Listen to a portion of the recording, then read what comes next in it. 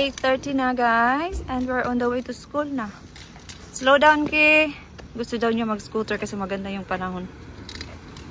Muna kami dito sa park. Oh no, I have school.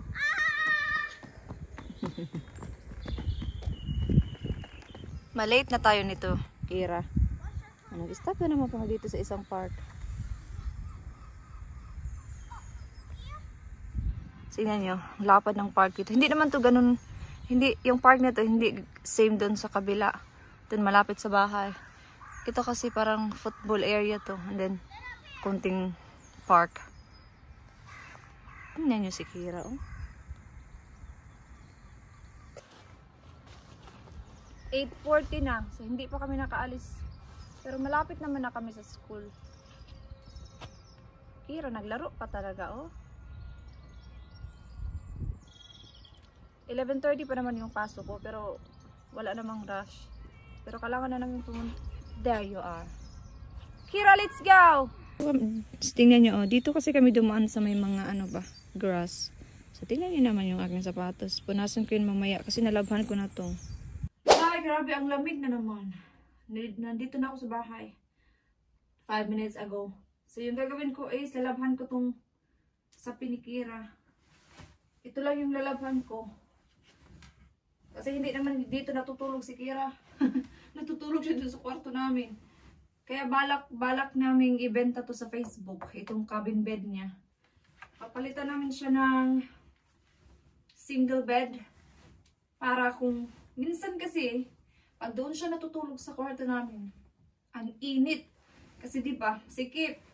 Yung bed namin is king size. Pero pag tatlo kami doon, ang sikip. So, balak namin siyang ibenta. Hindi ko pa siya na-post. Pero ipopost ko siya sa Facebook soon. I think yung bili namin lahat sa lahat ng itong bed frame at saka yung mattress. I think around 250 to 60. Mga ganun. So, yeah, i-ano muna natin to. Ilagay natin to sa washing. So, hindi naman kami na late. Pero ayaw ko lang kasing nagpa-park on the way to school. Kasi nga, diba, papuntang school. Sabi ko sa kanya, siguro mamaya after school mag-park kami. Kaya mamaya ako i-park. So, mamaya i-park ko siya kung gusto niya.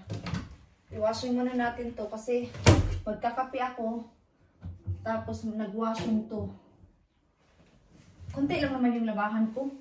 Walang katapos ang labahan. Ito talaga yung mga labahan, no? Unending talaga. Pati yung pagiging ina at asawa, unending. Paulit-ulit, ganun pa rin. Pero ganun talaga ang role ng asawa at ina, no? Napaka, hirap na masaya.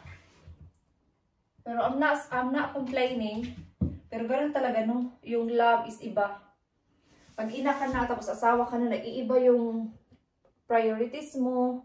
Nag-iiba yung pananaw mo sa buhay ba? Char, nag-mature na talaga ako.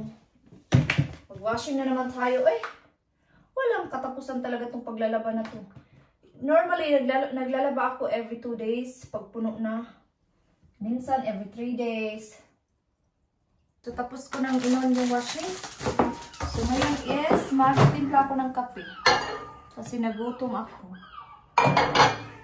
Di ba, pumunta ako kahapon sa Co-op, bumili ako ng macarons. So, ito yung kakainin ko. Tapos, timpla tayo ng kape. Tapos, mag-relax bago ako papasok sa work. Doon lang naman ako sa aking fish and chips. Part-time ko lang ba? 2.5 hours lang. And then, bago ako papasok, siguro mag-vacuum muna ako. Siguro after na. After work na. Second coffee ko na to. Pupunta ako mamaya sa Superdrug kasi mayroon akong bibilihin. Kasi yung kapatid ko nagpabili ng St. Ives na skincare ba? Yung facial wash. Bibilihin ko yun mamaya. Baka makalimutan ko.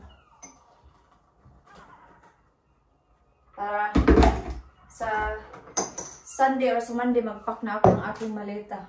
Isang malaking maleta lang naman yung dadalhin ko. Tapos isang maliit hand carry. Yun lang. So, I think 35 yung allowed ko.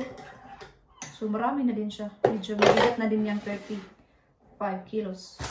Here, let's relax and I'll see you later. Ito na ako ngayon sa Superdrug. So, I think ito yung bibilin ko. Bili ako nito ng dalawa. 229 na lang siya.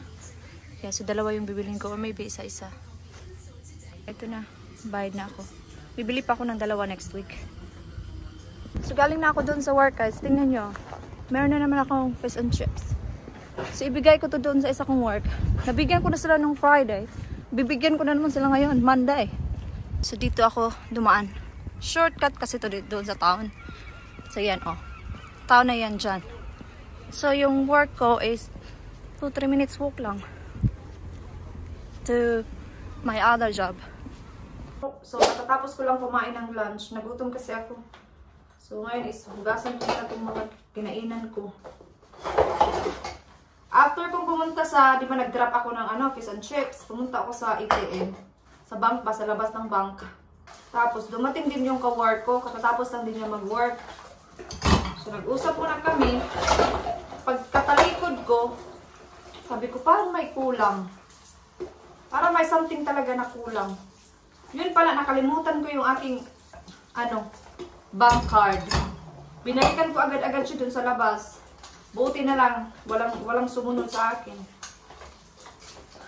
Makabuti na talaga ako sa totoo lang. As in, last year din na, naiwan ko din yung card ko sa labas din ng bank. Nagdali-dali dayon ko sa aking online banking. Kinancel ko lahat. Although wala namang maraming pera, but that's not the point. The point is, kahit 100 pounds pa yan, ilang pounds pa yan, pag nawala yan, nawala na. Diba? As in, nagtakbo ako pabalik. Mga lang naman ako, mga 4 steps away, pero naisip ko agad, parang may something na missing. Yun pala. Yun talaga no, pag mayroon kang ginagawa na kailangan mo nang mag-concentrate ka talaga. Kasi minsan na yung attention mo, na-divert na. Yun yung mga, same din pag ma-scam, mag-chat-chat muna, pagkatapos wala na-divert na yung attention mo. Ganon din ako kanina, na-divert yung attention ko sa, kalimutan ko na tuloy. So, nag-chat-chat kami ng aking ka-work.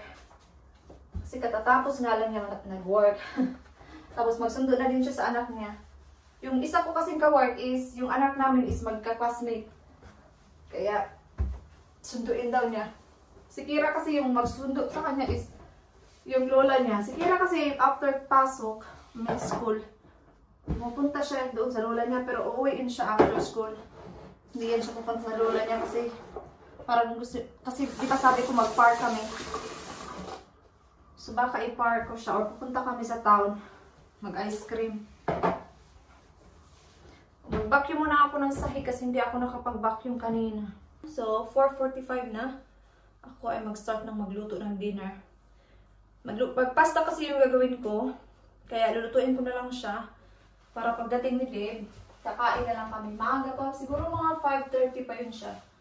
So, magluluto tayo ng pasta. Ito yung red onion na flatbread. Kuha tayo ng sauce. Yes, ito yung gagamitin ko. Prawn chili garlic. Ito. Sarap daw to. At ito na lang yung gagamitin ko.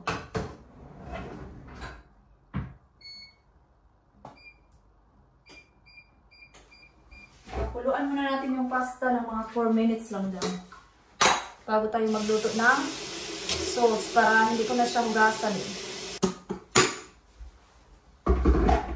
So, ito yung gagamitin kong sauce.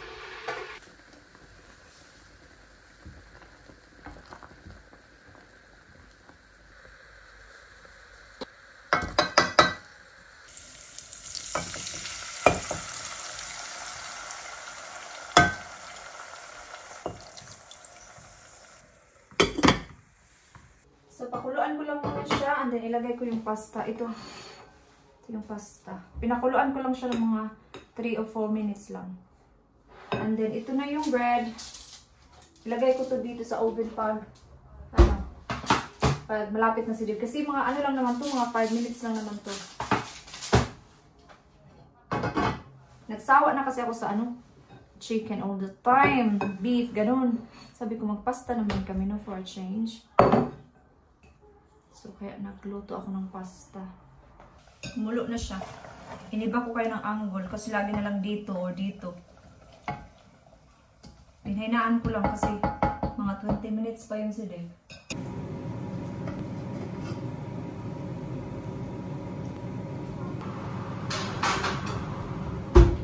What's that? Huh? Did you finish it?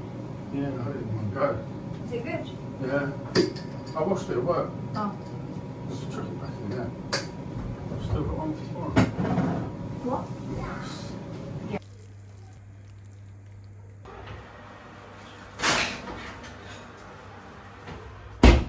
Init. When we Look, so yummy. when we go to that place, we want Tapos na kaming kumain, si Dave at saka si Kira naglaro lang sila. Maligo na yun sila. Dalawa, si Kira mag-bath, saka si Dave mag-shower. Pero si Dave muna yung mauna. Si Kira kasi naglaro-laro pa. And then ako na din, tapos para makapag-skincare na din. Ano oras na? 6:08 pa lang, maaga pa. Nakalimutan ko nang mag-take ng vitamins. Parang 3 araw na ata. Inom ako.